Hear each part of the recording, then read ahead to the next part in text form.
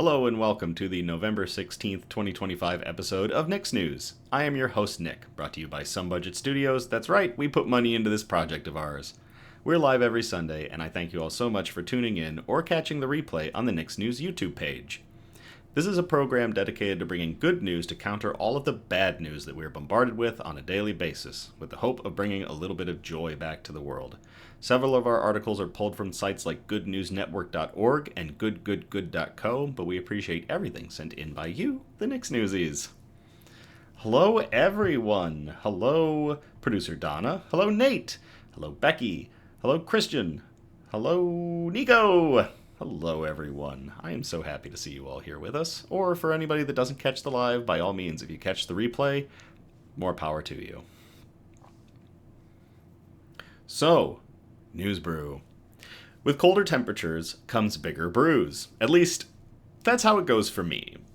So, driving onto the scene is a fantastic example with barrel-aged Speedway Stout Coffee Cake Edition. This is a special 2024 release that I managed to get my hands on. I believe it was I think it was at Siciliano's, but it might have been a Binny's in Chicago that I grabbed this little brew. Alesmith Brewing Company is sure to deliver with this 12.67% ABV high-octane Imperial Stout that is brewed with in bourbon. It's aged in bourbon barrels with coffee, vanilla, and cinnamon. Rev your engines, you want it, and Alesmith's got it. So, we are going to use our harpoon snifter because we've got a nice big stout. Hey, Joe. We don't need the Balisong bottle opener because we've got a can, so we'll just blow the gain on the audio. This is about to be thick with 4 C's. Get into the theatrics of a 5-minute pour. Oh my gosh.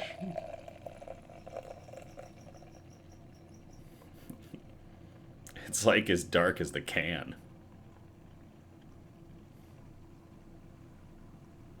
Oh, the smell just hit me too. Oh my gosh. The cinnamon and the vanilla. Oh.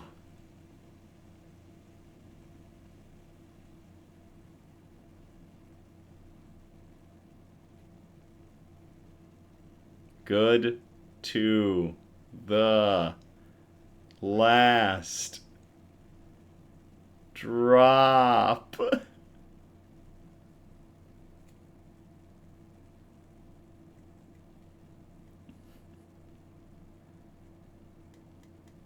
Oh my gosh. Look at that.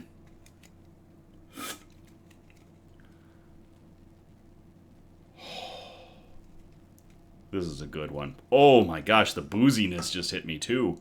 Wow, you don't pull your punches. Holy crap. Yes, Becky, I did say cinnamon. It's got plenty of cinnamon. Dirty Rogue made it in time for the theatrics of the pour.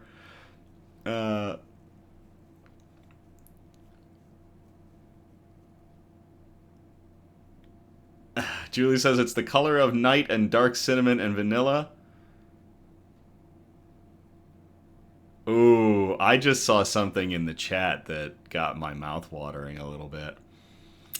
So Nate asked this question of Donna, but I think I can answer that too. Producer Donna, if I were to get Nick an amazing gin from a local distillery here, would he drink it or beer only? Folks, I love gin. I'm actually a gin fiend to a degree. I have kind of some specific types of gin that I really like. I have some specific gins that I use for some of the cocktails that I make, be it regular gin and tonics or an aviation. I like to try gin. So, yeah, producer Donna answered, Nathan, usually beer, mead, ciders, but we can talk about a gin for maybe a chat and chill. I like that idea. Ooh. Alright, shout-outs. Oh boy, it's gotten chilly, and we've had some of that white fluffy stuff making everything pretty. It's a terrific time to head out to Fox Hen Winery for a winter wonderland adventure and a glass of fine wine or cider. Plan a trip to visit Fridays and Saturdays from 1 p.m. to 8 p.m. before they close for the season on December 6th. Fox Hen is located between downtown Grand Haven and Allendale, Michigan. You can find their links in the description of our video, and I believe I will be at Fox Hen on Friday from 5 to 7. So if you want to swing out, have some wine and cider with me, by all means, come on by on Friday, this upcoming Friday. So to Fox Hen, cheers. Nate says, "Oh, buddy, I have the best." Oh. Woohoo! Woohoo! That was some vanilla and some cinnamon right there. Oh my gosh. Ooh, there's some warmth to that. Julie says, "Can confirm Nick's gin fiendness." Oh my gosh. Wow, that's a beer. Other shout out, Tesla Tree Service is an environmentally friendly tree service in South Jersey with years of experience, not just with trees, but getting stuck animals out of them. Animal rescues are always free. If you haven't checked out their Facebook page, please do so and show Steve and the crew some love with likes and shares. We have included their links below in the description of this video, as well as their link to the International Directory of Cat Rescuers, which I'm sure they're on, which is awesome. So to Steve and everybody at Tesla Tree Service, working on tree removal or tree trimming as well as pet saving. Cheers.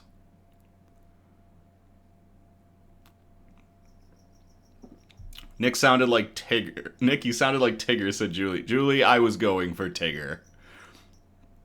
That beer is going to have me bouncing by the end of this episode. News quote. Hey, Charlie. There is nothing in a caterpillar that tells you it's going to be a butterfly. That quote comes from Richard Buckminster Fuller Jr., who lived from 1895 to 1983. They were an American architect, a systems theorist, a writer, a designer, an inventor, a philosopher, and a futurist. And I really like that quote. When we do the news quote, obviously we really like to do quotes that hit close to home or are relevant to the times. And I think this quote is relevant to literally everybody around us. All of our friends, all our family, all our loved ones. Think of it like this. And yourself, too. This one is really relevant to yourself. There is nothing in a caterpillar that tells you it's going to be a butterfly. We all change. We all go through unbelievable changes throughout our life to become the people that we are going to be. Nothing in your past tells you about who you're going to be in the future when you're looking at it from the point of view of time that we're often kind of stuck in. So we are all working towards being better. And I love that for everybody, as well as myself. I'm always trying to better myself. Not just for myself, but for those around me. So there is nothing in a caterpillar that tells you it's going to be a butterfly. Thank you, Richard Buckminster Fuller Jr. Cheers.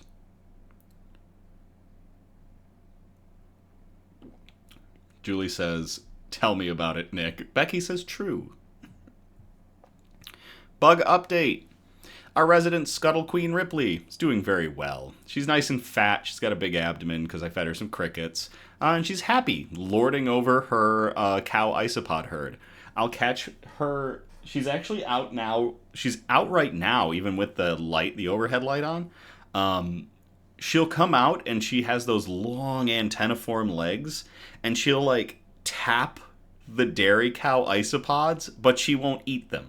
She's full from the crickets, so she leaves them alone now, and I actually bought a second round of them and put them in, so she has a pretty big herd that she just, like, kind of checks in on, which is adorable. I'll try to get a video of it if I can. It'll go up on the Instagram if I do. The cuddle bugs are cuddling up, so I bumped the temperature in this room up just a tiny bit, just, because they come from a tropical climate, and I want to make sure that it's nice in here for all my bugs. Sue has been much more adventurous. I've caught him out of his hide more. He tends to dart back in the moment he sees me, but he is showing progress. I trimmed back a lot of his plants too.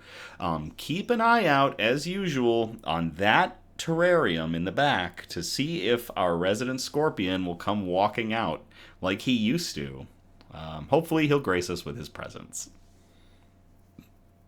Now she needs a cowgirl hat, says Becky. A cowgirl hat for Ripley. Maybe I'll ask somebody to Photoshop that on. All right, let's get into our Good News broadcast, which is broken up into 4 major categories, and those categories are science and technology, health and medicine, flora and fauna, aka plants and animals, and wholesome notes, the really nice articles that we like to end on. So we're going to start off in category 1, science and technology. We've got 2 articles in here. This first one we called Playing in the Mud, and it was sent in to us by Cassidy. So Cassidy, thank you very much for sending this in. I'll copy and paste it into the chat if anybody wants to check on it.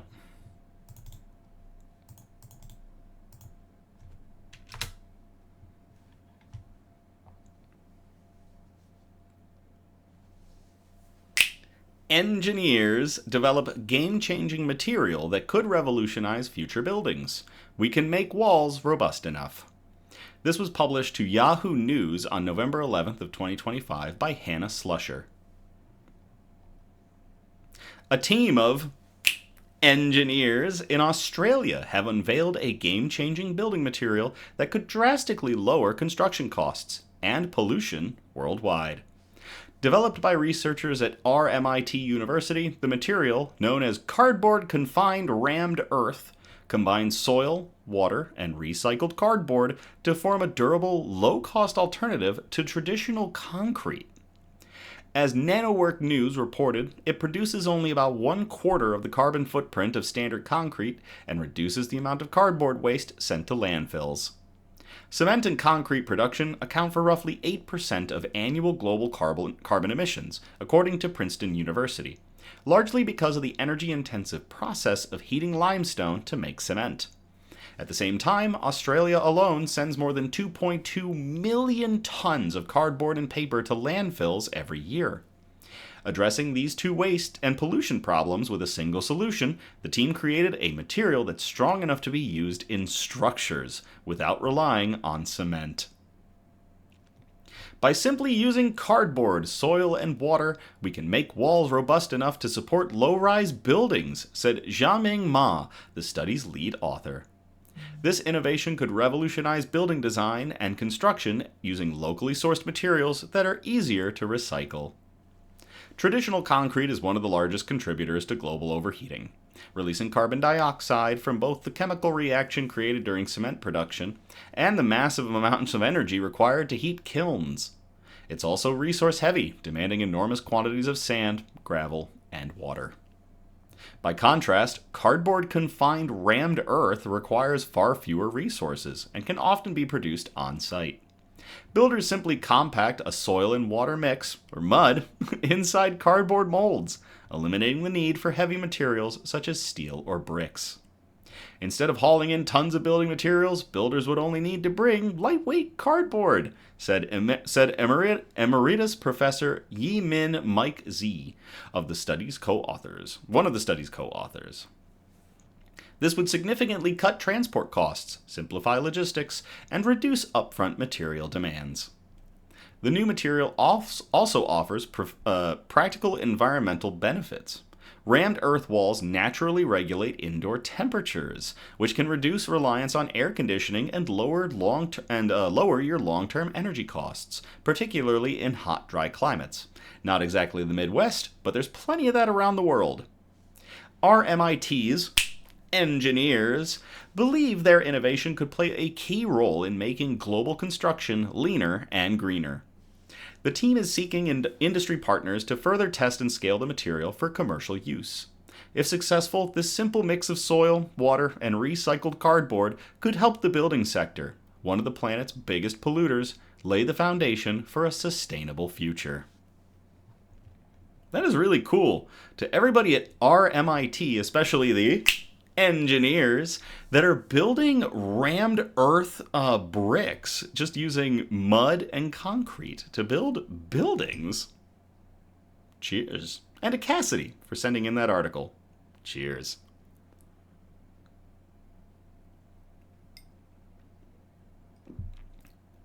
Charlie says, He came running out of the gate with the snaps.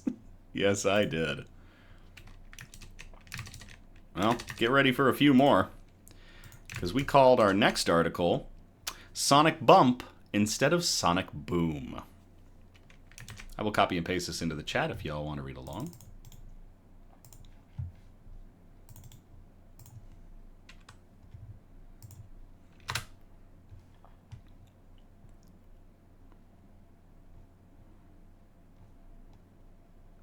NASA's ultra-quiet supersonic flying swordfish makes history with first test flight.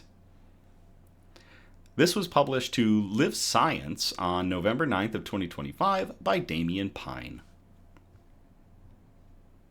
NASA and Lockheed Martin's experimental X-59 aircraft has taken to the skies for the first time, making history as the first supersonic aircraft designed to make a soft thump instead of thunderous sonic booms.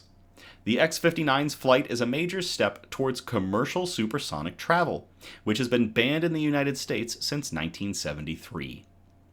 The test flight was planned to last about 1 hour, taking off from Lockheed Martin's Skunk Works facility in Palmdale, California, and landing at NASA Armstrong Flight Research Center in Edwards, California, on October 28th. The plane reached a maximum speed of about 240 miles per hour, or 386 kilometers per hour for those who haven't landed people on the moon, and flew at about 12,000 feet, or 3,658 feet, see previous moon comment, off the ground. It did not reach supersonic speeds for this test, which focused more on checking critical systems. According to Lockheed Martin's specifications, the X-59 has a top speed of Mach 1.4, or 925 miles per hour. That translates into 1,489 kilometers per hour, which is almost twice as fast as a Boeing 747. It's designed to fly up at an altitude of 55,000 feet, or 16,764 meters, and the aircraft has a wingspan of just 30 feet, or 9.1 meters, is 14 feet high, 4.3 meters, and a whopping 100 feet, or 30.5 meters long, giving it a strong resemblance to a swordfish. So it's narrow, it's kind of tall, and it is long. This is a long plane at 100 feet long. From the side, the airplane's shockingly long nose appears to narrow to a point, but it's actually shaped more like a chisel. The nose's shape is designed to change the shape of the shock waves that are generated by the aircraft in supersonic flight, making it much quieter than the supersonic jets used today. These are banned from flying over populated areas in the United States because of their loud sonic booms. You really don't want an F-22 flying over your neighborhood at Mach 2. Sonic booms are caused by shock waves from rapidly compressed air, similar to thunder. As an aircraft flies, it pushes upon the air in front of it, creating pressure waves. When an aircraft goes supersonic, the pressure waves can't move out of the way fast enough, so they combine into a single large shock wave, resulting in a sonic boom. A controversial 6-month test over Oklahoma City in 1964 showed that sonic booms from supersonic aircraft flying too close to the ground can break windows, cause minor damage to buildings, and startle people. That is an understatement. At the end of the study, more than 1 in 4 people surveyed said they could not learn to live with sonic booms. To lessen the impact of the booms, the X-59 design separates the usual shockwave into multiple smaller shockwaves, resulting in thumps that are about the same volume as a car door slamming. The shockwaves cause sonic booms that can be seen with Schlieren imaging, a type of specialized photography that was invented back in 1864 by August Toppler, a German physicist. Where are the engineers in this article? It relies on how changing air pressure wraps light passing through it. That's really cool. Imaging the shock waves helps us to understand if the aircraft's aerodynamics match what was modeled using computers and small model planes in wind tunnels. The X-59 is planned to go supersonic in future test flights, and if all goes to plan, will be used to test public reaction to its supersonic thumps, paving the way for commercial supersonic flight to return to the US, albeit much quieter this time. To everybody at Lockheed Martin and NASA designing the X-59, the quiet supersonic plane that is hopefully going to go into commercial use. Cheers.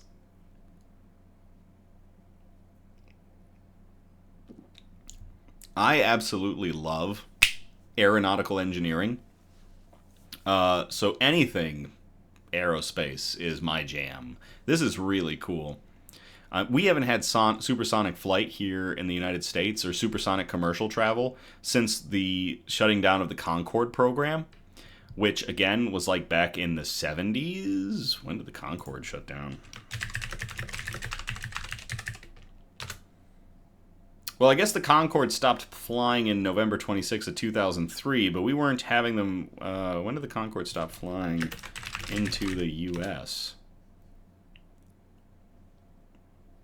I guess we were allowing it to... Oh, I guess it just couldn't operate supersonic over the U.S., so it was probably, while we had the Concorde going back in 2003, or up until 2003, it was probably just doing supersonic flights over the Atlantic. Yeah, it looks like it was from British Airways from New York. Okay, so it was just over the Atlantic. So we weren't letting the Concorde go supersonic over United States soil, but we could possibly let the Swordfish. I really love aeronautics.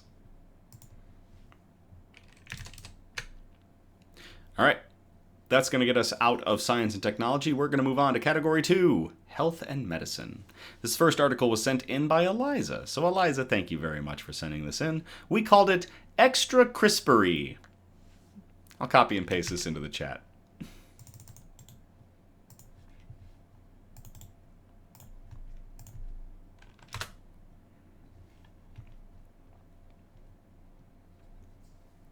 CRISPR gene therapy slashes bad cholesterol and triglycerides by half in small study. This was published to Reuters on November 8th of 2025 by Julie Steenhuisen. A single infusion of CRISPR Therapeutics experimental gene therapy was safe and reduced levels of harmful LDL cholesterol and triglycerides by half in 4 people taking the highest dose, raising hope for a one-time treatment. We've never had anything that could lower both LDL and triglycerides by around 50%, said Cleveland Clinic cardiologist Dr. Stephen Neeson, lead researcher of the first in-human study of the therapy.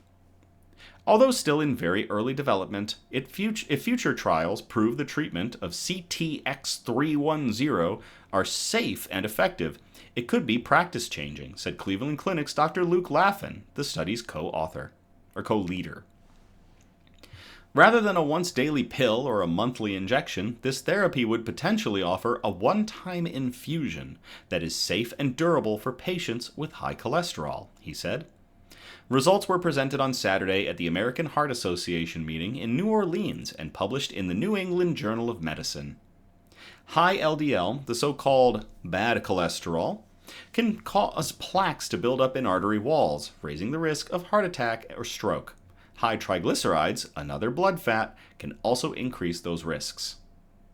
CTX310 works by switching off a gene called ANGPTL3 through a single 2-hour infusion. It was inspired by studies showing people born with an inactive version of the ANGPTL3 gene have a lower lifetime risk of heart disease with no apparent adverse consequences. Regeneron's Evkeeza, which treats a rare genetic disorder called homozygous familial hypercholesterolemia, targets the same gene but requires monthly infusions. CRISPR's trial of 15 patients aged 31 to 68, conducted in Australia, New Zealand, and in the UK, tested 5 different doses. All participants had high triglycerides, high LDL cholesterol, or both, and had failed to respond to other treatments.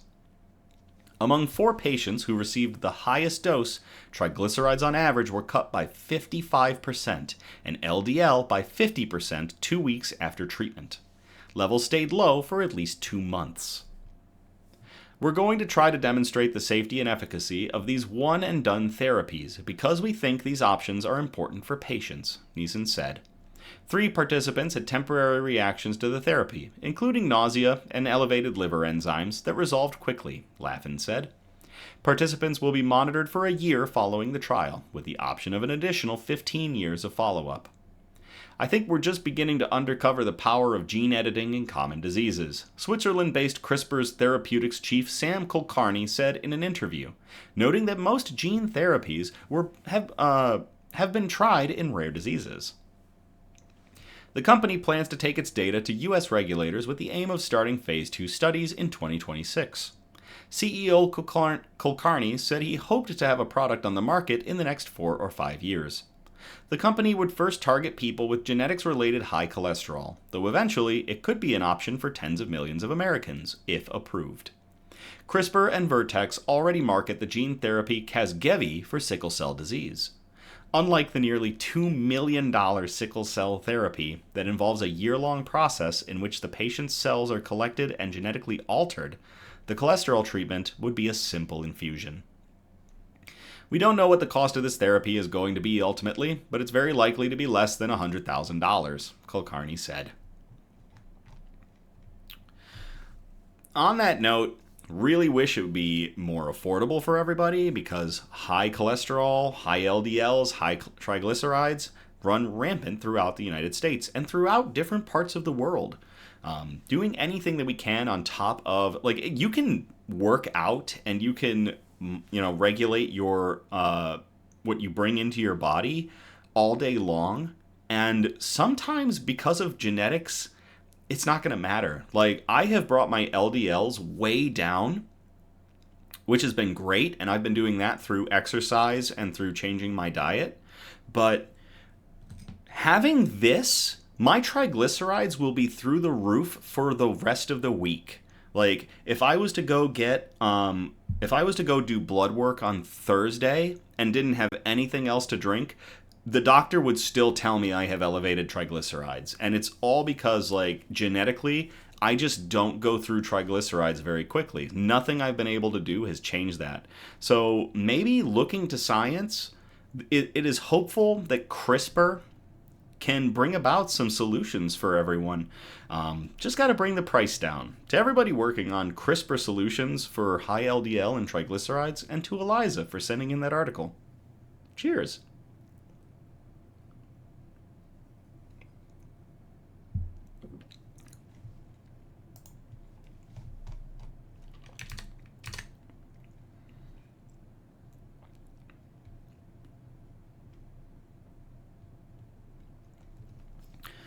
We call this next one Sharing Through Serum. I'll copy and paste this into the chat if y'all want to read along. Or check it out on your own time.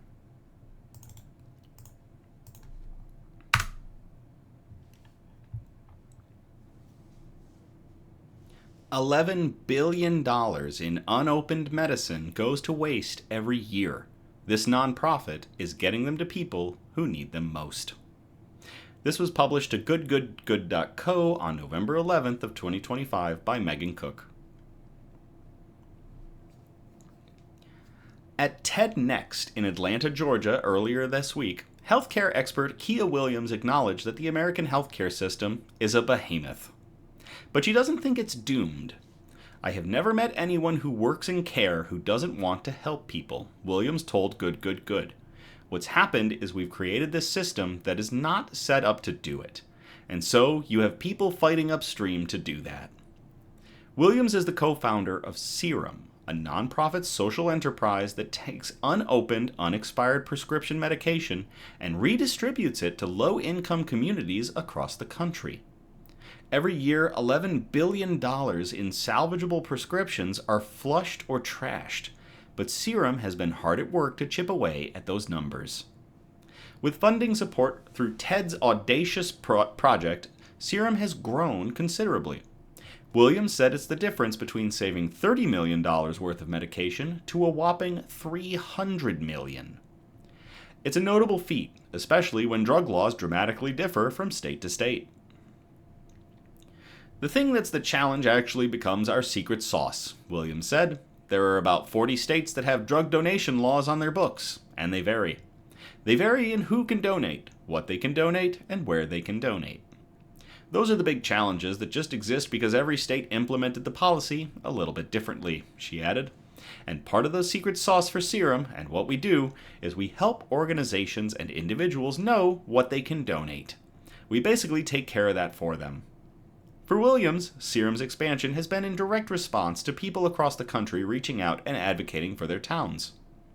It's a combination of looking at where we can be the most helpful, where our community is asking us to come in, Williams explained.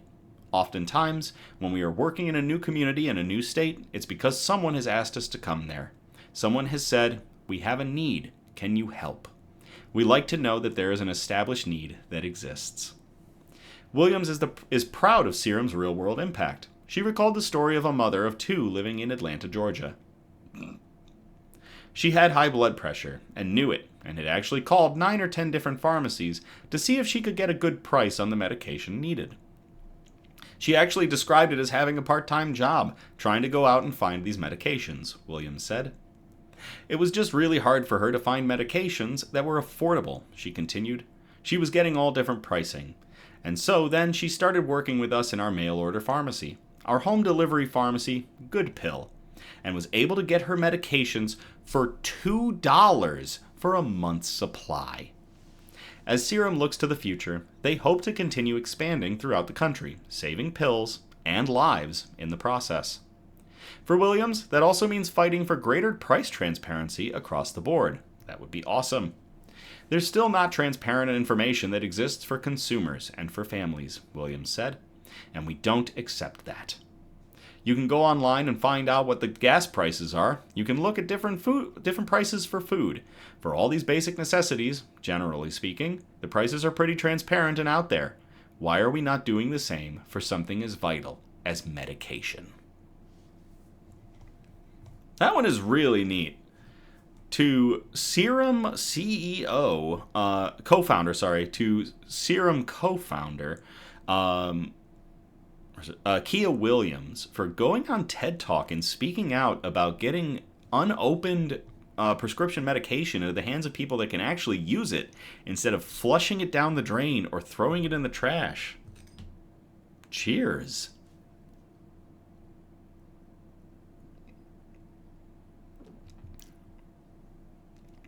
I remember I had a major surgery several years ago, and afterwards I was prescribed Norco for the pain, and it did absolutely nothing. And I had 2 bottles of it, I believe, and one of them was unopened. I'd taken like the daily dose in a few hours, and just no difference. So I kind of was just like, I'm just gonna lay here with an ice pack. And I gave the bottles back to my parents. I was like, just get rid of them or figure out what to do, because I don't need it. And I really wish that this program was like back then, because that would have been really cool to be able to hand over that pain medication and have it go to somebody who could really put a good use to it and help alleviate some pain. I know Norco's pretty crazy, but yeah. Producer Donna, thank you very much. She grabbed the link for Serum. We will put that into the description of the video. So if you want to check them out, by all means. That's really neat. Oh boy, here we go. Hey Charlie, if you're in the chat still, if you're still watching us, you're going to firebomb me when I get to one of these articles in Flora and Fauna. Because with that, we're going to move on from health and medicine to flora and fauna, aka plants and animals. We're calling this first article, Absolute Fluff Piece. And I will copy and paste this into the chat for y'all to read along.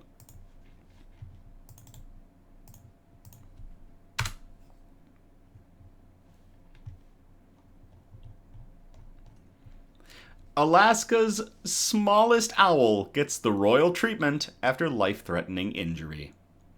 This was published to Popular Science on November 15th of 2025 by Marguerite Habassi. Situated on southeast Alaska's scenic Baranof Island, the Alaska Raptor Center in Sitka mainly treats the region's signature bald eagles.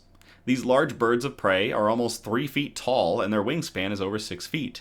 I was just recounting a tale from when I moved to Michigan, and saw a bald eagle out on the ice on the lake, and I thought it was a small child that was out there. And then it spread its wings, and I lost my mind. Like, that is a big bird. So one can only imagine how striking it must have been when the staff received a sparrow-sized northern pygmy owl, which is Alaska's smallest owl species. Getting in an owl this tiny is always a challenge. Our enclosures are all designed for larger birds. Jennifer Cedarleaf, the center's avian director, told Popular Science. We will take any bird that is in need of help. So while this tiny owl is unusual for us, we are here to help care for birds with injuries and try our best to get them back into their natural habitat. The tiny predator was found by his rescuers when he was sitting in their yard in the city of Ketchikan with his left wing out. They named him King Owlbert and faced an instant dilemma. They couldn't just drive His Majesty from Ketchikan to the Alaska Raptor Center in Sitka. The cities are on two different islands with no drivable connection. Instead, King Owlbert took a 40-minute flight aboard Alaska Airlines. Since northern pygmy owls can stress rapidly, Cedarleaf was nervous about the trip. The center instructed the rescuers to put King Owlbert in a kennel with all its windows and doors covered with cardboard poked with holes. This allows for airflow while keeping the kennel dark and with low visibility, which helps keep the raptors calm. Charlie says, all hail King Owlbert. Upon arriving, King Owlbert was healthy, but a bit thin, weighing 52 grams or roughly 2 ounces. Northern pygmy owls typically weigh 60 to 70 grams, or about 2 ounces, so he's still a little underweight. Since his arrival, the team has been feeding him mice, and the consistent diet has fattened him up to 57 grams, which is about equivalent to the weight of 23 pennies. He weighs less than a sack of pennies, than a roll of pennies. Oh, he's adorable. Since he has a wing droop, we have been wrapping his wing in what is called a figure-8 bandage. This bandage wraps around his wing and then continues around his chest, under his good wing, giving the injured wing support, Cedarleaf explained. One of the things we are worried about with his droopy wing is that he will break the flight feathers, and that will increase the amount of time he is with us. Cedarleaf and her colleagues believe that the tiny predator may have flown into a window and injured his wing. Given that they didn't identify any broken bones, King Owlbert might be suffering from a soft tissue injury. We are treating his wing with cold laser therapy to help increase blood flow to the wing and aid in healing, Cedarleaf said, adding that the most difficult aspect of this adorable patient's care is his tiny size. We are also doing some physical therapy to keep his joints moving. We are very hopeful that his injury will resolve with time, and we can release him back to his natural habitat. Julie says King Owlbert needs to meet His Royal Highness Hugo Pygmy Hippo Potato Butt. To everybody at the Alaska Raptor Center, to who found him? To the rescuers of King Owlbert, and to everybody, and to King Owlbert himself, hoping for a speedy recovery. Cheers.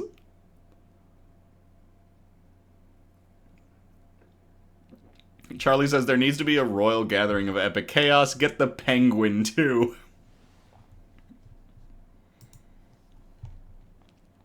Okay.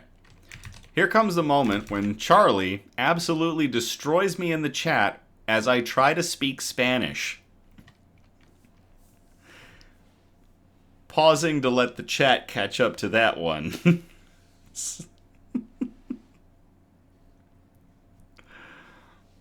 Yep, there we go. All right. Our next article we called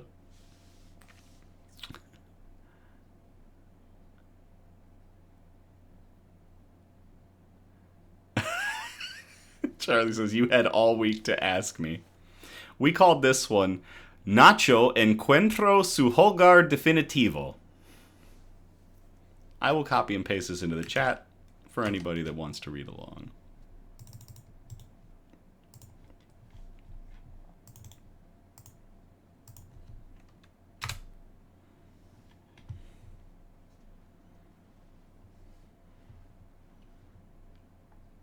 Adorable Chihuahua finds forever home after foster mom realizes he only responds to Spanish.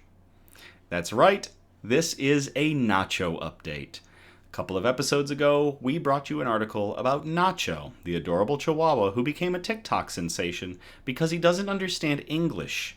He understands the Spanish that his previous owners were speaking to him.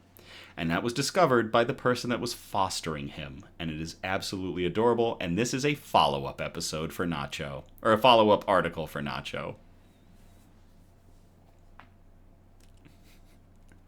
This was published to ABC News on November 12th of 2025 by Mason Leith.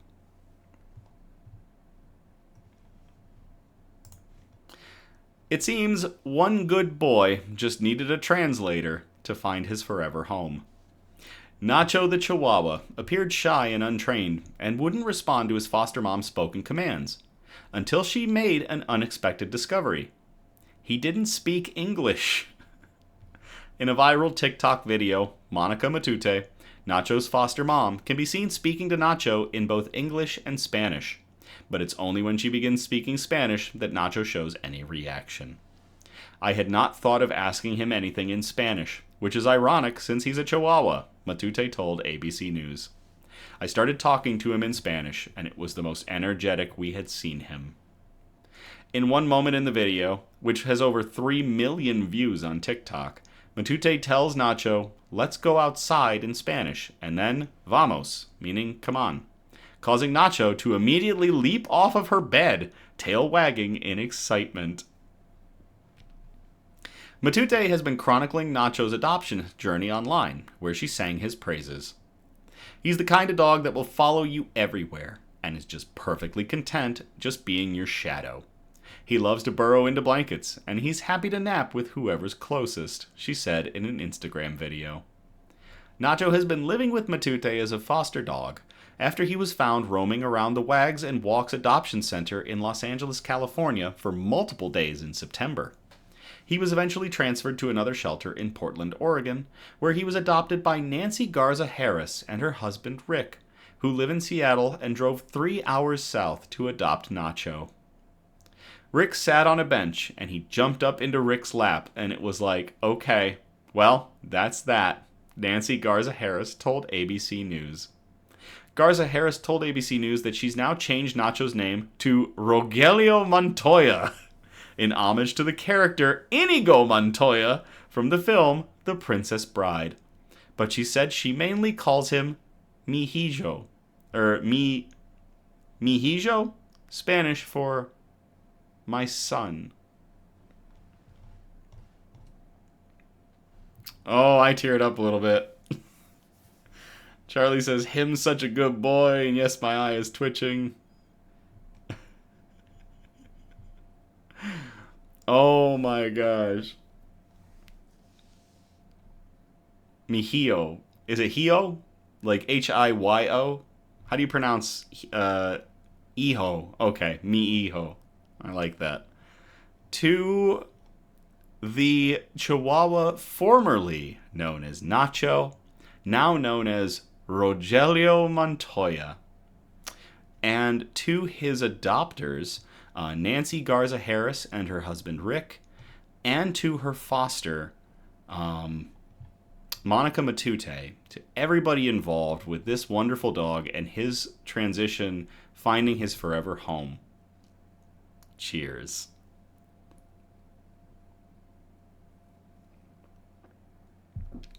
That's adorable.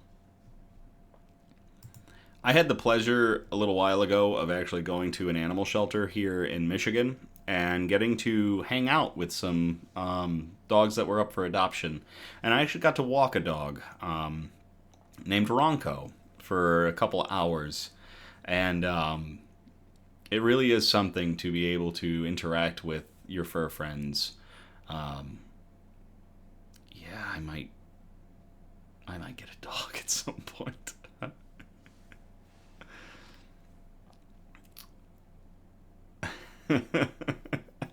Charlie's waving in La Chancla. Okay. I need to bump up the... there we go. All right, so that's going to get us out of flora and fauna. We're going to move on to category 4, the wholesome notes. And we're going to start off with a sports ball article. This is our first sports ball article of 2025. We actually made it to November without having anything sports ball. So here we go. I'll copy and paste this into the chat if y'all want to check it out.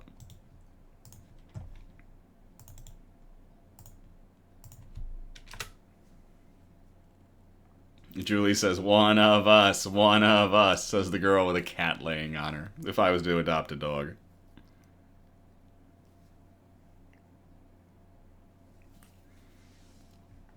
Charlie says, go birds.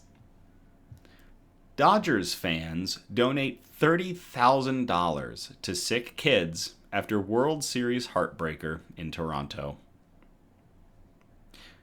This was published to City News Everywhere on November 11th of 2025 by Lucas Casalito.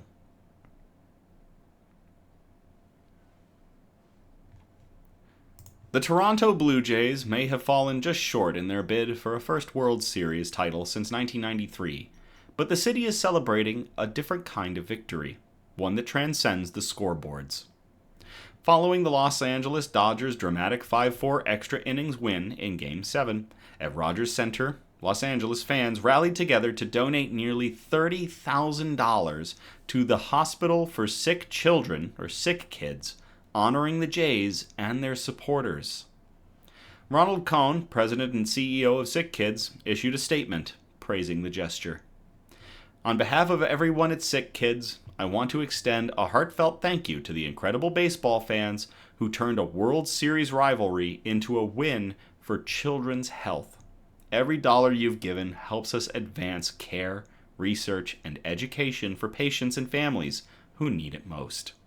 And for that, you've hit it out of the park. Cohn emphasized that this act of generosity highlights the deeper meaning of sport. This generosity shows that while the scoreboard may separate teams, compassion brings us all together. What a way to turn our heartbreak into hope, he said. The donations followed an act of solidarity from Blue Jays players during the Fall Classic in tribute to Dodgers reliever Alex Vesia, who missed the series following the tragic death of his newborn daughter. While the Dodgers dedicated their championship run to Vesia, Toronto's bullpen joined in the tribute. Several Blue Jays pitchers, including Chris Bassett, Seranthony Dominguez, Mason Fluharty, and Louis Varland, wrote Vesia's number 51 on their caps during Games 6 and 7. The gesture was widely praised by Dodgers players and manager Dave Roberts, who said the Jays' act of empathy meant everything to the clubhouse. The 2025 World Series was one of the most dramatic in recent memory. The Blue Jays carried a 4-3 lead into the 9th inning, only to see the Dodgers shortstop Miguel Rojas tie the game with a solo home run. In the 11th, catcher Will Smith delivered the decisive blow with another homer, sealing Los Angeles' back-to-back championship.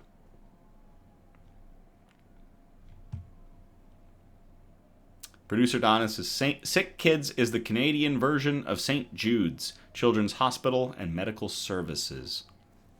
To everybody involved with donating up close to $30,000 to the Hospital for Sick Children, or Sick Kids, honoring the Toronto Blue Jays and their supporters,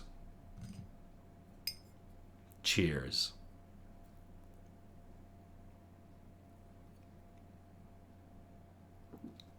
I've been nursing this beer so much because it's so high ABV.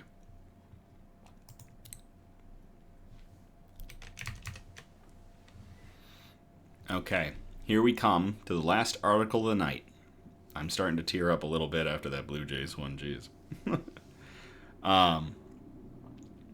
We called this one Making It Someone Else's Special Day.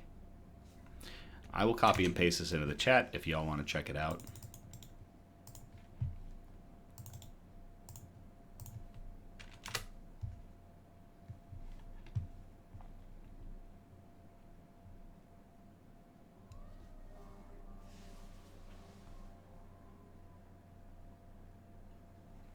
There's some sirens going on.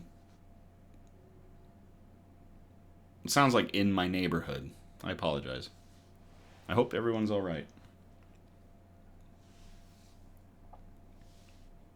Did that come through the mic? I see Charlie say, "What's poppin'?" Did that actually come through? Did that fire truck come through the mic?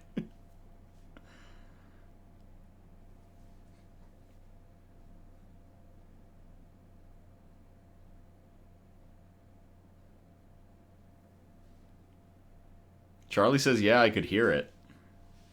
Yeah, I'm not quite sure. I hope everyone's okay. All right, here we go with the article.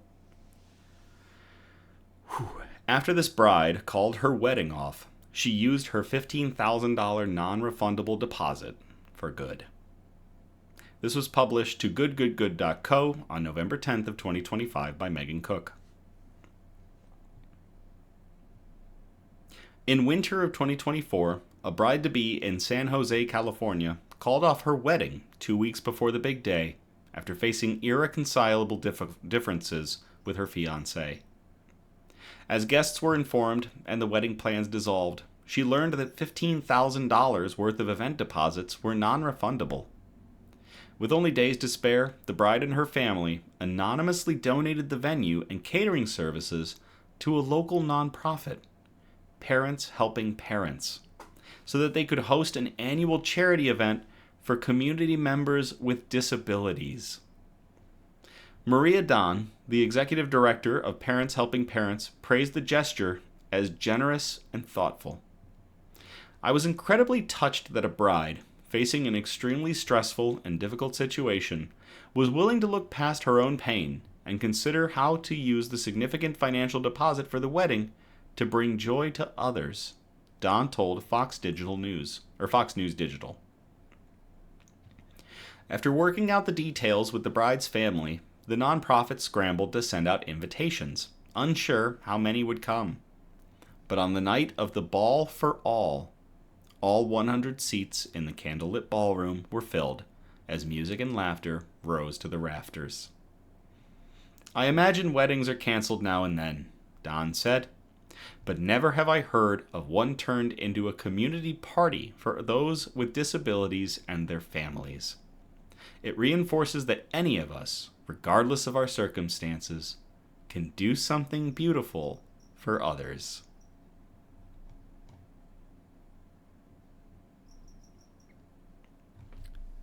To the bride who sadly had to cancel her special day, but chose to make it a special day for 100 other people, cheers.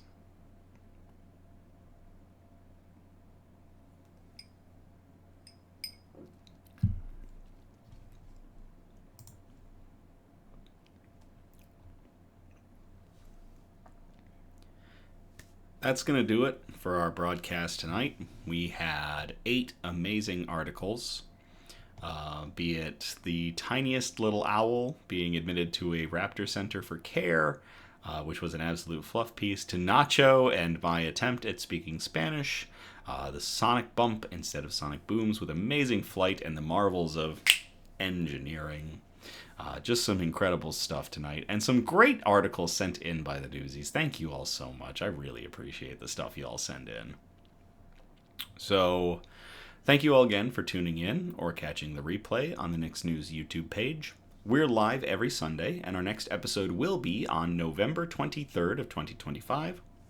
We encourage participation, so by all means, if you feel inclined, you can post suggestions for news brews, shout-outs, news quotes, and especially good news articles that we can show on future episodes of our program. We actually got a really good news brew suggestion sent in that I have to try to hunt down. I'm on the hunt a little bit tomorrow for it, so we'll see if I can find it. I'm really hoping I can, because it sounds like a good one, and it sounds like it's right for the season, so I'm going to try. I am going to try to find the news brew that was suggested, so. You can message us on Facebook or Instagram, or email us at somebudgetstudios@gmail.com. Links are in the descriptions of our videos. Feel free to like, subscribe, comment on our content on Facebook, Instagram, YouTube, and TikTok. Get good news and joy out into the algorithm. That's all we're trying to do. If you're going to contact us with SEO improvements or advertisements to increase our numbers, we're not interested right now. We've been doing well.